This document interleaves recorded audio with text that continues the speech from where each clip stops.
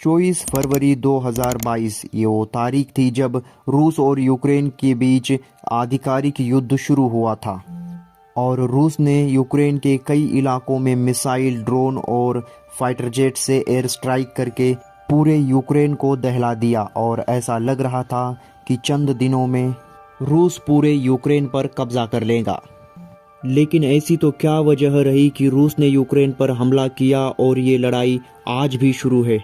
दरअसल रूस का कहना था कि यूक्रेन यूरोपियन यूनियन और नाटो का हिस्सा बनना चाहता है और इस बात को कई बार यूक्रेन के राष्ट्रपति जेलेंस्की ने भी स्वीकारा था और उन्होंने ओपनली कहा था कि हम नाटो का हिस्सा बनना चाहते हैं।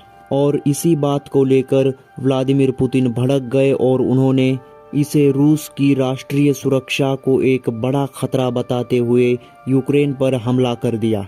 अगर यूक्रेन नाटो में शामिल हो जाता तो रूस के लिए यह बहुत बड़ी मुसीबत होती, क्योंकि अमेरिकी सेना सीधे रूस के सीमा पर खड़ी होती।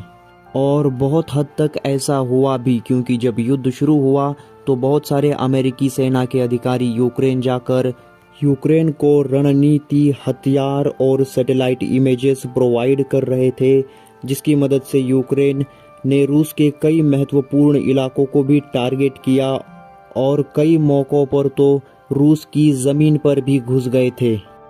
लेकिन रूस जैसे ताकतवर देश का सामना कर पाना कोई मामूली बात नहीं है।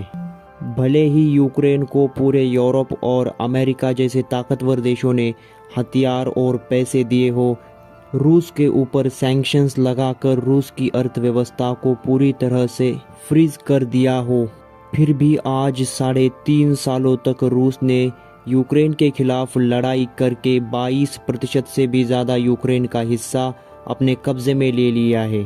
ये लड़ाई यूरोप और अमेरिका के लिए पहली ऐसी लड़ाई है जहां पर इन देशों का आर्थिक नुकसान हो रहा है।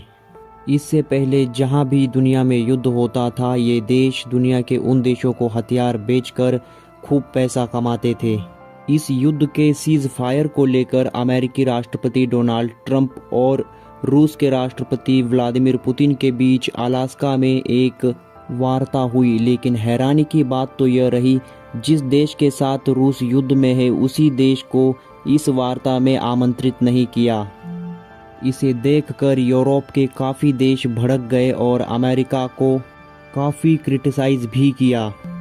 इस मुलाकात से युद्ध विराम को लेकर कोई सहमति तो नहीं बनी, लेकिन अगली मुलाकात की उम्मीद ज़रूर बनी है।